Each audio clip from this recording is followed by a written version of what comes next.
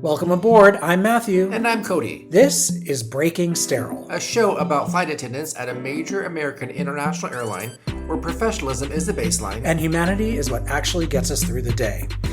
And this show is about the part of the job that lives just outside the announcements. The part where you're exhausted, proud, frustrated, grateful. Sometimes all on the same leg.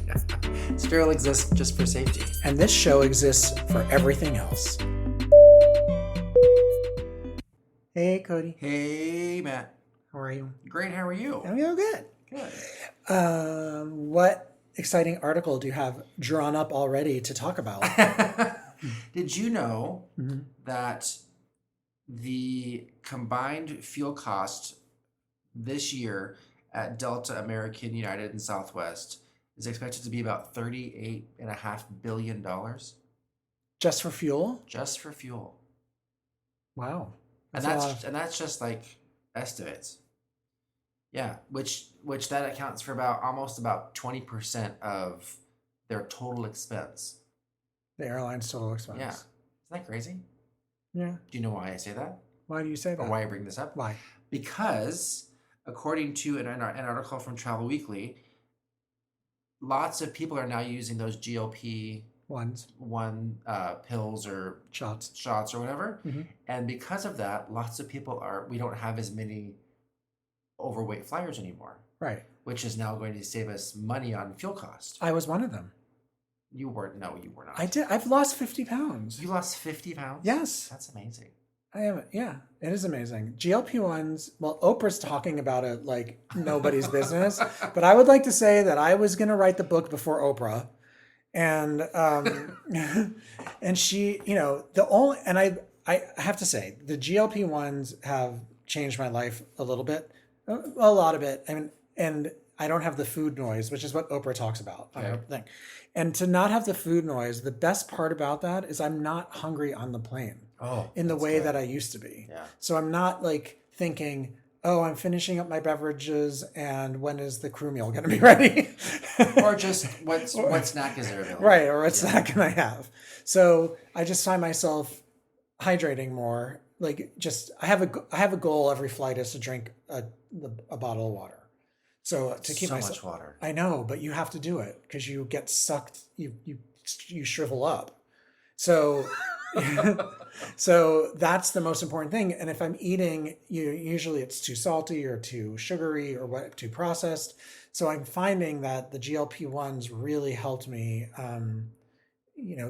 step away from it. Not saying that every once in a while I, can't control myself, but they've definitely helped me a lot. Like I am 50 pounds lighter.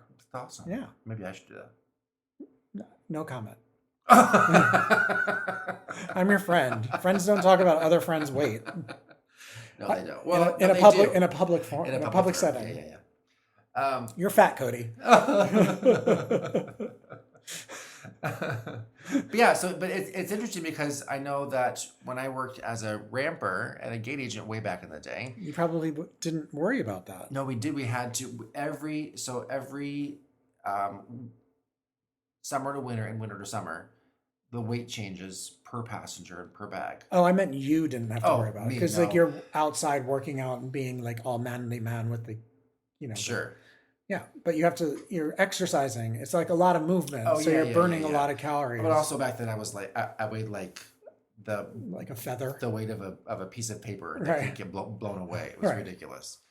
But as far as passengers go and their weights and baggage weights, they're going to have to start shifting weights again. According to the article. Yeah. Well, and just every so often the airlines have to do a weight.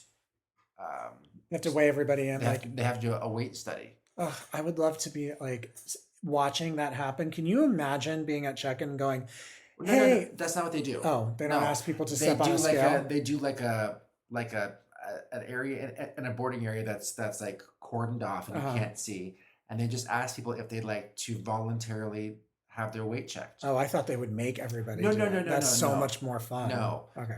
And then I mean it's totally anonymous. It's just like it's just all they do is male or female, and then they put their weight on there. They're not like Cody B.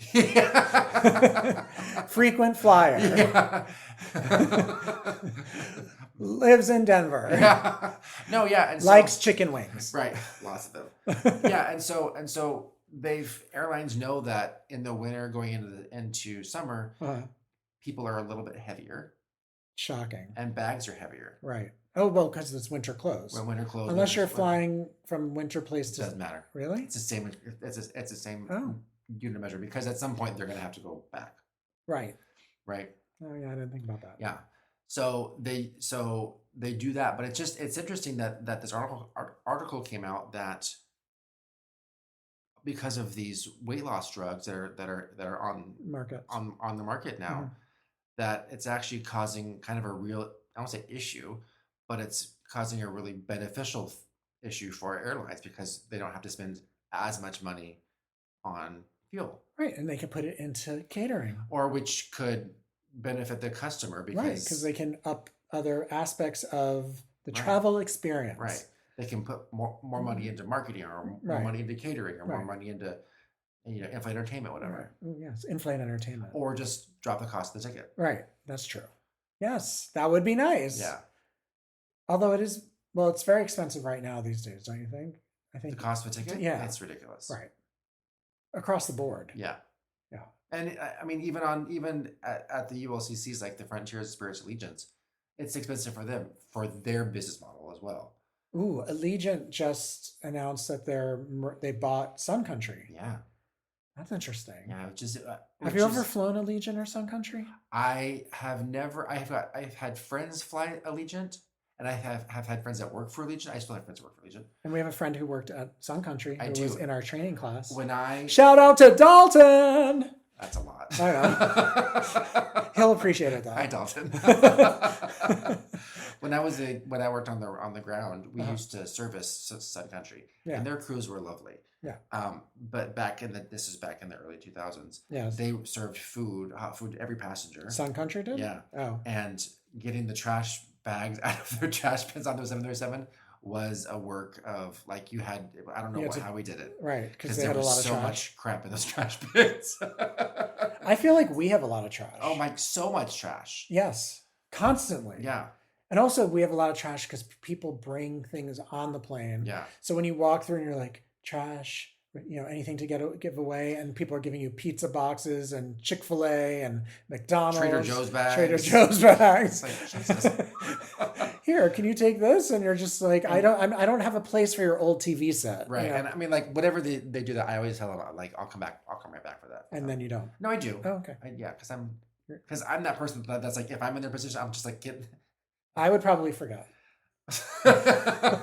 I would get to the galley and be like, I know I'm forgetting I had to do something. Drink? Well, that's why. Well, no. So I'm very. I don't have like the elephant brain. I can't keep it all together. I don't know if you can tell that. Do you use a call button? A what? Do you use the call button? Yeah. Oh, you're that person. I am that person. So if I go through and someone says, "Hey, can I have a Diet Coke?" I say sure, and then I press the call button, because then I remember where to go back. Because by the time I go from seat 19 to 42, it's gone.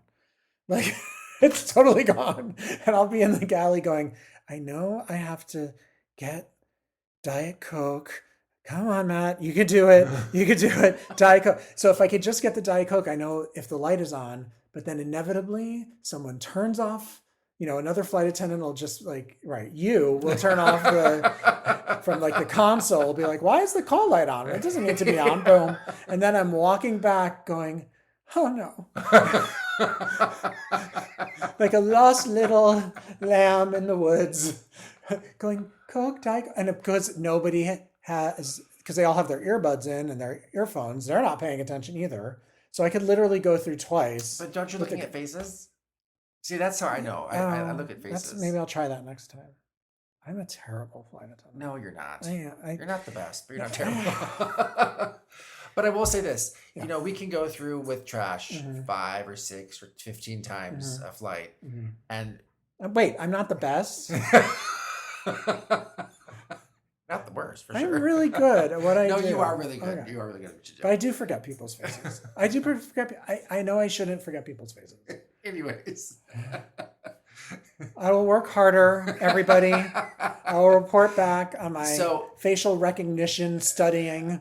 So we can go through with trash as many times as we want. Yeah. But inevitably, you're going through at the end of the flight when everyone's gone off, and you're just like, how is there this much trash still left? So much trash. I don't know where they come from. Some of our planes, like our 737s, they don't have a lot of trash space. No, they don't. What is that? I don't know. No, my lips did not meet my tongue. Also don't know about that. Yeah, but they don't have a lot of trash space. Yeah, and so we have to find places for that. What do you do with the extra? Where are you supposed to put the extra bags? Because I know it's somewhere in the lavatory. I'm not gonna on landing. Mm-hmm. Okay.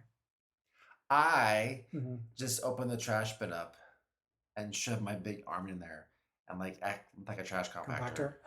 Some airlines have trash compactors. I know. I wish we had those. I know. Hello, head of our airline. Can you please get us trash compactors in the back? They have them in the front too. No, but they have them. I know where they are. Like I think it's Etihad or Emirates. They have, or maybe like Asian one. I've seen it. They have. It's in the galley floor, and they open. Yes, they open up the floor. I bet you could YouTube it, and it's like a door in the floor, and you could put their trash down there. And a lot of them have like a normal compactor in the back. That's crazy. I know.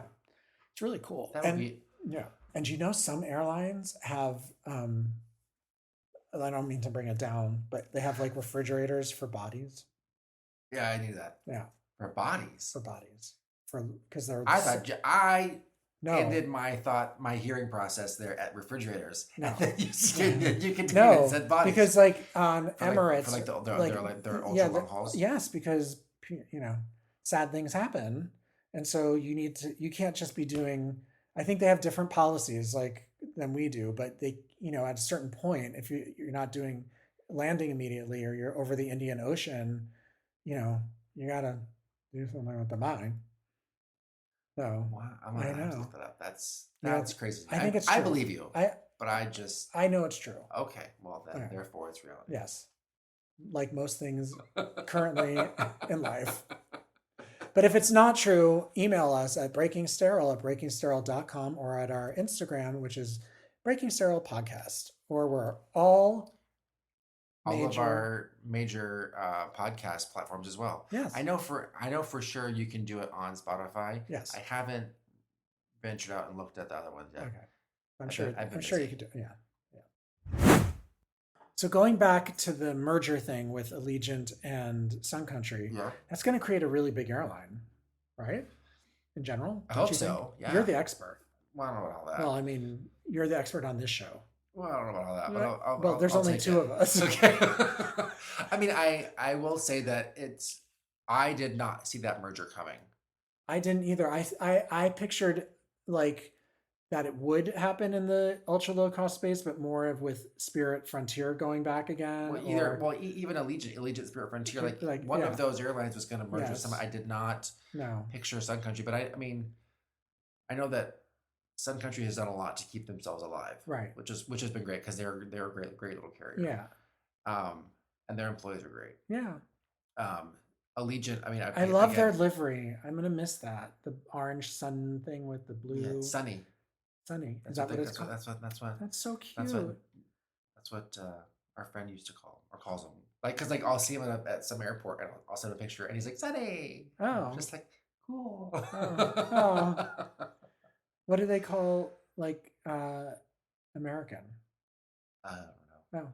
Eagle? I think so. Well, Eagle's their express carrier, but I know that I've seen in Reddit posts, people will put them the ball eagle. Oh. For them. Yeah. So. That's interesting. Well, I know that airlines have call signs. Sometimes they have their own call signs. Well, yeah, all of them do. Do they? Yeah, every airline has their own call sign. Oh. Okay.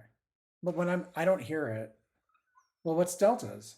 Delta. No, I know, but they have special call signs. No. No? No. They do. We're gonna go back on this. No, I can guarantee you they don't have a special call sign. Speedbird, British Airways is Speedbird. But that's because that's what they've chosen as their call sign. That's what I'm talking about. They don't say British Airways. They say Speedbird 545. JSX is Big Stripe. Delta is Delta. United American. JSX is what? Big Stripe, because they have a big stripe on their. So we need to, they need to know who they are. They're like, big stripe. They're flying. They're like, I forgot who I work for. Big stripe. Look on the nose. Huge stripe. Cool. Did Frontier have one? Yeah. Theirs is called Frontier Flight. But they just go by Frontier. No, but back in the day, was it something different? Frontier Flight, but they just go by Frontier. That's all you can think of right now? I feel like there's more. Brickyard used to be Republic. Right. I don't know why. I don't remember. Maybe they were founded in Brickyard. Well, it's Indy. Indy. Like 8500. Brickyard? Yeah. Oh, that's like the race I cars. went to college in Indiana, and I didn't know that. Yeah. It's a good thing you're pretty. Thank you. Always looking for the positive. So these mergers. So we're thinking interesting. I looked at the map. They're going to be all over the place. They're going to be really going to be competitive against the other major ultra low cost carriers. Which is good, as they should be. They should be. And it's interesting because with the other ULCCs that are out there, the rumor since when I was working at Frontier was that we were going to merge with Spirit. Right. And that makes so much 15 sense. years ago. But anybody who looks at their fleets and the commonality there and the places they serve, it's a perfect overlap. Right. And one of the challenges that I feel that they have is that they have a lot of commonality as far as cities that they serve. Right. So obviously they would lose capacity there because they don't need as many flights. Right. So they'd have to be inventive and start serving newer markets or different markets. Right. But with as many planes that they have, that they would possibly have, right. It makes sense. And shout out to our Spirit flight attendants out there that unfortunately got furloughed. I know, we love them. Right before Christmas. That's really crappy. We've all, if you're in the airline industry, it's a major, it's horrible way of life that's out there, and that's rough. Yes. So I hope that something good happens. Something good comes out of this, because we want all of you guys back up in the skies with us. Yes. But it'll be interesting to see what happens. And if you could start flying to Palm Springs, I'd really appreciate it. Especially Palm Springs, Denver, Frontier, if you could come back. Spirit, if you could start. There's at least 4 flight attendants I know in Palm Springs who'd really appreciate it. And it's also interesting with all of the JetBlue drama as well. Ooh, what's the JetBlue drama? Well, just because they've reduced a lot of their capacity, they've closed some of their bases. Oh. And they've asked some of their pilots to take reductions to go back down to being first officer because they're not as profitable as they should be. Oh, I didn't know this. Yeah, and so that's interesting. That's also happening. JetBlue customers are very loyal to JetBlue. They absolutely are. And you know why? It's the blue chips. It is, but also yes, and I think, I was around when JetBlue started, and New Yorkers wanted their own thing, and the psychology of JetBlue and the marketing of JetBlue was very smart. It appealed to the New Yorker, and it created a mythology of this is going to be the new airline for New York, and people loved it because it was very egalitarian. It was all economy, but it was super comfortable. 2.5-hour flights with everybody had a TV. Right. It wasn't a hassle. Nothing was difficult.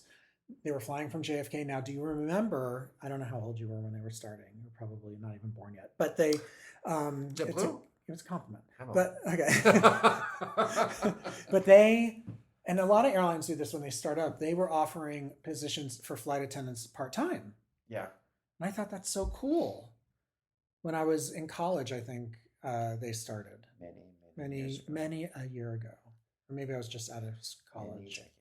It might have been just out of college, but and a lot of airlines when they first start up, they do that. I know Breeze had a part-time thingy. Well, Breeze had, when they started up, they wanted flight attendants from university to go to university, or they offered people to go to university. Yeah, but they were on a contract though, and right. You couldn't fly anymore after that. Oh. That has since changed. Right, because they got big.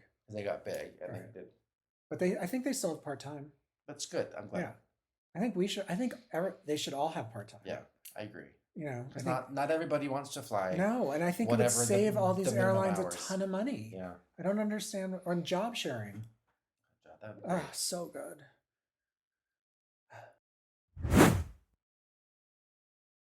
Cody. Yes. What percentage of Americans do you think actually hold U.S. passports? I don't know. No, guess. I want to say 25%. Oh my God, that's so close. Was it really? Yeah, it's 30%. 30% of Americans, less than a third, right? Because the third would be 33%, have passports. That's crazy to me. Right. And some of these airlines, especially ones that we work for, rely on that international travel. Yeah. So, and not all 30% are flying all the time. Right. Or us or anything. So I'm bad at math. So we have to figure out what 30% is of whatever the population of the United States is. If only there was a place if to only search. There was a way to know what this. But my point of this is I find it very interesting because we fly all over the world. All these airlines fly all over the world. Some fly, even going to Canada. People haven't been to Canada. Like there's so many amazing places that you can go to. You don't have to fly. You can drive or take the train or just drive. South of the border and go to, some beautiful places near San Diego. There's like wine country and all those, places to go and beaches and just take a van and go sleep in it. Which has always been like a secret fantasy of mine. Could you imagine me taking a van and sleeping in it? No. No. Really? Yeah. Neither can I. So what's the answer? I don't think I did the Right. So it's time's ticking here. So it's 100 million people. 100 million people have passports. But that's yeah.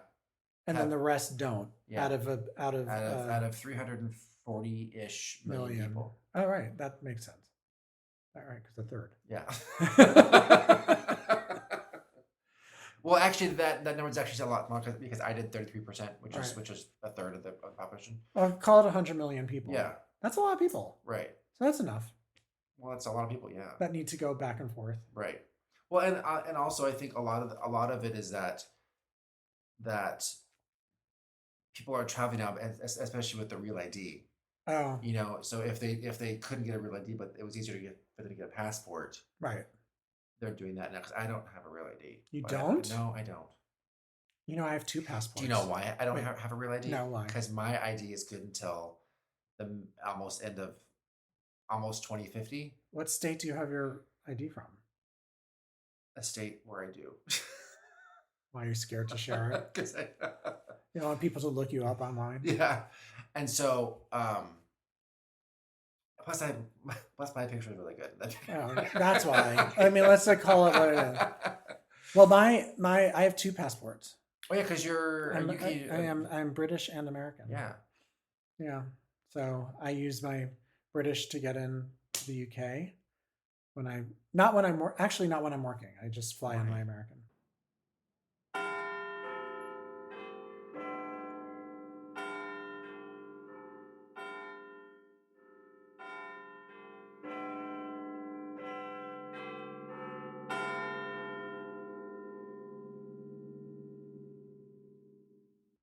Cody, what do you wear when you're non-revving? Like when you're just traveling like a normal person? When I'm non-revving, I have to have a little bit of a different outfit because I'm representing the company. So I can't be like in shorts and tank top. Oh, we can't? No. Even you can be in shorts, but you can't be a tank top. Even if I buy the ticket? If you buy a ticket, it's different because you're a paying passenger. Okay. If you're non-revving. If I'm going for free. Yeah, you're representing the company, so you can't do that. I do that. Yes, I know. Yeah. I'm just in case anybody's listening. Yeah. I'm always compliant. No, he's a rule follower. I am a rule follower. I really am a rule. He really is. To your annoyance, I'm a rule follower. Yeah. I don't know. I mostly wear jeans and, a nice shirt. Right. I think it's really important to be comfy. Yeah. I mean, comfy to a point. Right.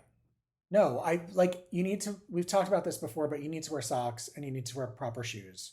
And you need the whole time. Yeah. And it's not that I am not super conservative in any way whatsoever. I mean, I would, I'm the first person who's like, let it all hang out. But, on a plane, you're, in public. And I really, I just want everybody to remember that you're sharing a space and there's a reason why we don't want printed words on t-shirts. And there's a reason why you want it to be, just look comfortable and nice. You can wear sweatpants, you can wear, but sometimes I'll sit there and I'll be like, that person forgot to wear their pants today. And I'm not quite sure how to handle this situation. Or, coming to the airport in whatever you rolled out of bed in is also, me personally, I don't think is acceptable. I agree. How do you feel about grown adults with pillows? No. Right? No pillows ever. Ever, ever, ever, ever. Do you know why? I can only imagine. May I enlighten you as to why you don't want to bring your home pillow on an airplane? Right. Because those airplanes are not clean. They're not clean spaces. They aren't? No. What do you mean? I mean, they're clean. Yeah. But they're not the surfaces, if you're in a window seat, that window panel siding that you're a lot of people have touched it. Lots of, there's heads there and skin, hair, all the things dirt. that are there. Yeah. People cough on them. Right. You're taking all of those germs that are on that airplane, and absorbing it, and putting it onto your pillow, right. and then getting all comfortable into it, right. and then taking it home, okay. and then putting it on your bed. Well, there you go, everybody. I'm glad we talk about this. That's just like walking into the public bathroom on a plane, right? In your socks, right? Don't do that. And what's funny, a friend of mine I used to work with, she had just gotten on at my previous airline, and she was taking a tour of our system to see all the different airports, and she was with our vice president of our department, and she brought her pillow, and she has been in the industry since before I was born, right? Okay, so she's not new, right? And my VP gave her such a rash of crap about bringing her own pillow that she never brought it again, which is good. You should never bring a pillow. I see people bring up pillows and I'm just like, that's so gross. It is so, it's a lot. lot. And blankets too. I get that for babies, that some airplanes you're okay don't, with babies having blankets, aren't you? Yeah. Babies have to have. Well, yeah, but that's one thing. But people bring adults bring on their blankets, their big yes, fluffy blankets. Yes. No, stop that. No, I know. Because inevitably they're going to be sitting in an aisle seat. Yes. Their blanket's going to be in the aisle. Yes. I'm going to run over it, get tripped over it, whatever, blah blah blah. Gross. Again, and then you're going to take that blanket home with you after you've. And are you washing it? You schlepped it through the airport. I'm sure it's been dragging on the floor at some point. At some point. And then you're going to go put it on your bed. No. And now your bed's got airport on it. I don't even like touching the conveyor belt rails of no. Ew, no. No. Gross. Even the elevator buttons, sometimes I'm I just use my knuckles now. I do.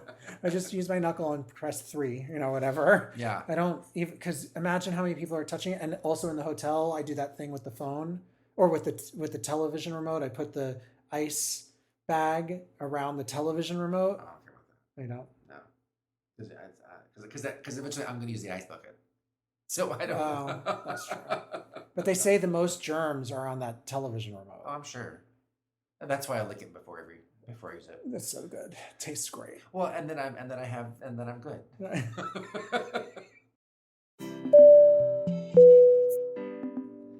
That's our descent. Thanks for flying with us.